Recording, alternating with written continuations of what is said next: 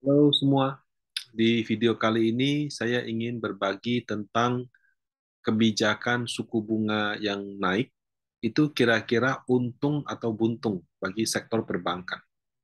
Kalau dulu hanya Bank Sentral US yang menaikkan bunga secara agresif, 50, 75, 75, 75, mungkin juga bisa 1%. Sekarang yang lain pada ikut-ikutan. Pada saat video ini saya rekam, Bank Sentral Indonesia baru saja mengambil langkah yang di luar dugaan market, yaitu menaikkan 50 basis sekaligus. Nah, alasannya sih menurut saya cukup wajar ya. Memang inflasi Indonesia kan diperkirakan tahun ini bisa 6-7% karena BBM yang naik. Pada saat yang sama, kalau US sudah naik tinggi, rupiah tidak ngikut, kursnya bisa anjlok. Jadi memang itu diperlukan. Nah, sekarang yang jadi pertanyaannya, setelah kenaikan-kenaikan itu, apakah kinerja perbankan akan terdampak? Dan kalau terdampak, positif apa negatif? Nah, untuk lebih lengkapnya sebagai berikut. Kalau secara teori, perbankan itu bisa dikatakan adalah sektor yang paling terdampak dari perubahan kebijakan suku bunga. Jadi, yang namanya bank sentral, ya, BI gitu ya. Kalau Amerika Fed, pada saat mereka menentukan suku bunga acuan, BI rate, nah, namanya kan juga acuan. Acuan untuk kredit, acuan juga untuk deposit gitu. Nah, jadi kenaikan BI rate itu suka atau tidak suka, maka perbankan akan melakukan penyesuaian. Jadi bunga depositonya naik, bunga kreditnya juga naik. Sebaliknya kalau BI rate turun, mereka juga menyesuaikan. Nah, bagi perbankan, bunga deposito itu adalah expenses. Sering juga disebut dengan cost of fund. Ya. Kenapa? Karena ketika dia melalui marketingnya, melalui aplikasinya, membujuk Bapak Ibu untuk naruh deposito, tabungan, giro di sana, mereka membayar uang kepada Anda, kompensasi dalam bentuk bunga.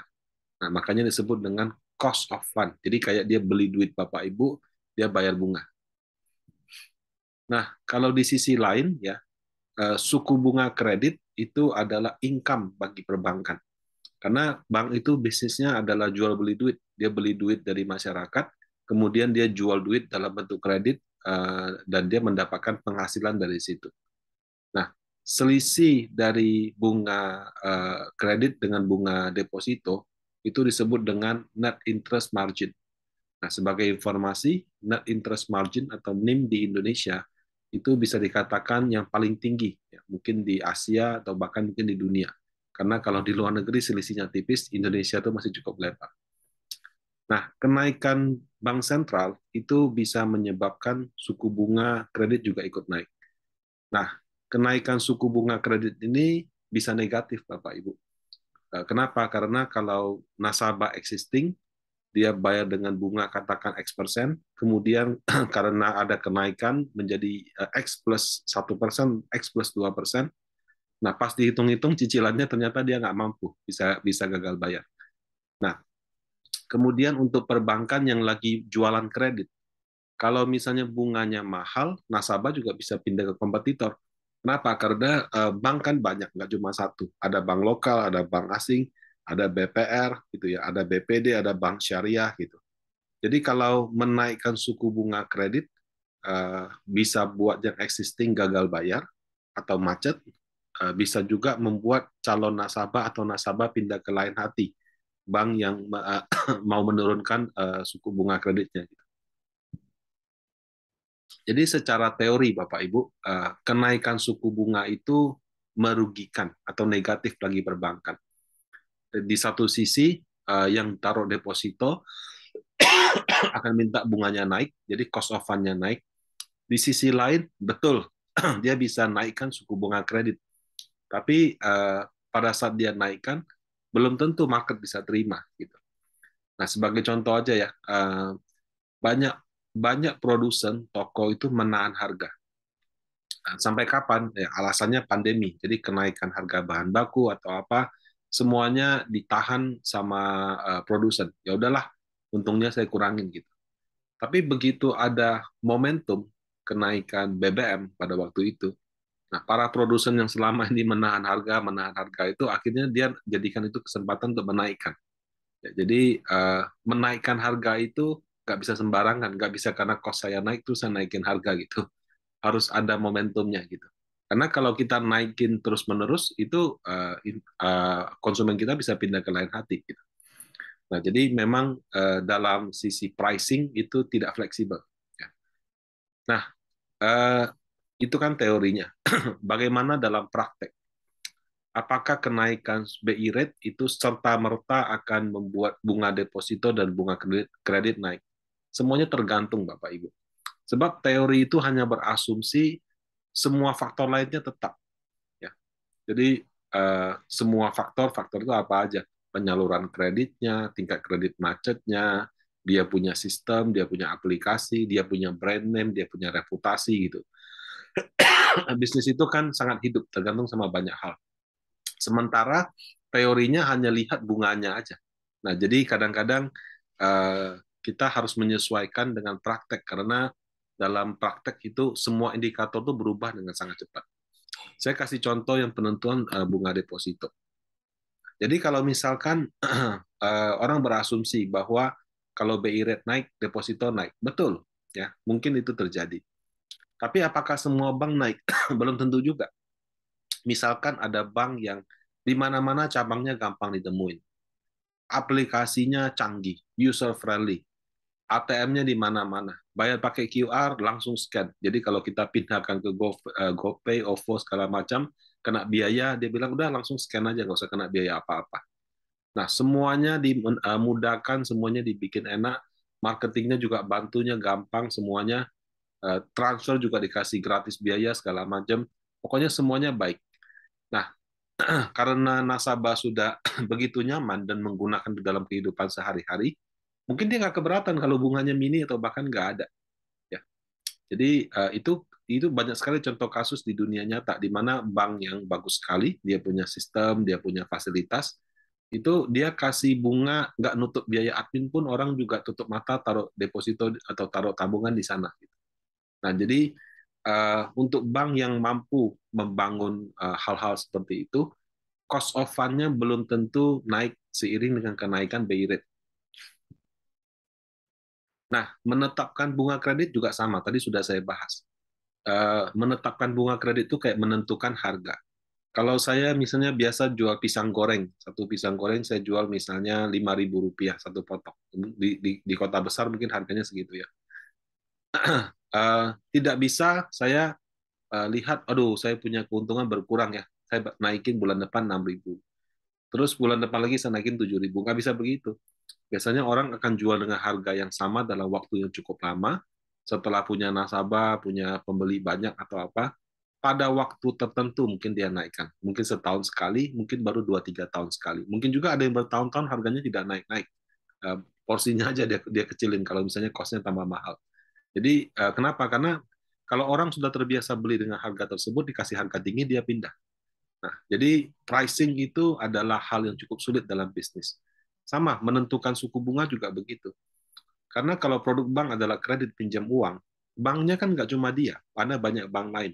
Kalau sekarang bank A kasih bunga misalnya 6%, bank B bisa kasih 5,5%, orang akan pindah ke yang 5,5%. Nah, kenapa? Karena saya, misalnya kalau saya punya kredit pasti di-approve, pinjam ke A pasti di-approve, ke B pasti di-approve, orang akan pindah ke bank yang lebih lebih murah gitu. Nah, kemudian kalau saya naikkan suku bunga kredit, apakah semua nasabah saya pindah? Mungkin tidak juga. Mungkin juga saya dapat nasabah baru. Tapi bisa saja sebagian daripada nasabah-nasabah itu kreditnya sudah ditolak di mana-mana gitu. Jadi dia pokoknya mana yang approve dia ambil deh gitu. Nah, jadi orang yang bersedia ambil di bunga yang tinggi itu biasanya kalau nggak kepepet, ya dia punya kualitas kredit kurang baik. Oleh karena itu fokusnya dia bukan besarannya bunga, yang penting diterima dulu gitu. Nah, kalau misalnya kualitas daripada kredit kurang bagus, maka kreditnya bisa macet. Nah, kalau macet disebut dengan non-performing loan atau NPL. Nah, makin tinggi NPL, bank juga makin pusing. Misalnya saya salurkan kredit 100 miliar, bunganya misalnya 8%. Kemudian dari 100 miliar yang saya salurkan, ternyata ada 5 miliar itu gagal bayar. Nah, berarti kan saya cuma dapat 8% daripada 95 miliar. 5 miliar yang rugi gimana? Saya tetap harus cari kembalinya dong.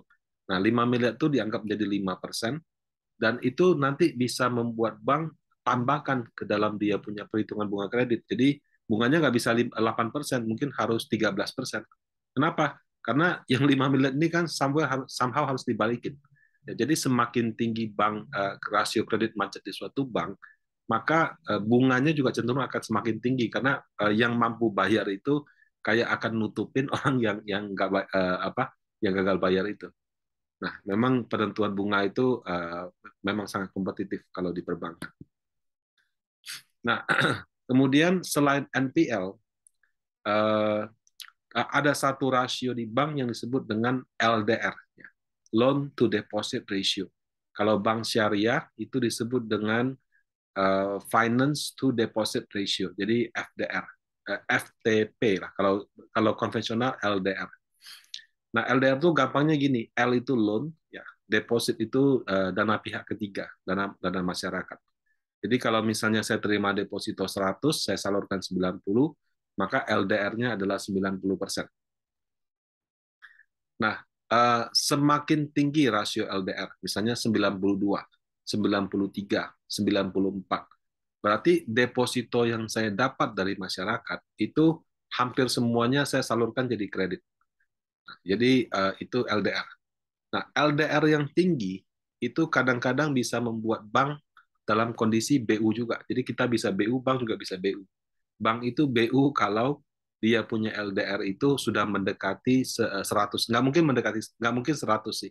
Karena biasanya 95 maksimal.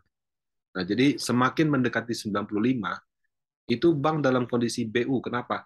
Karena kalau orang minjam kredit kan 1 tahun, 2 tahun, 3 tahun, kalau KPR bisa 5, 10, 15 tahun.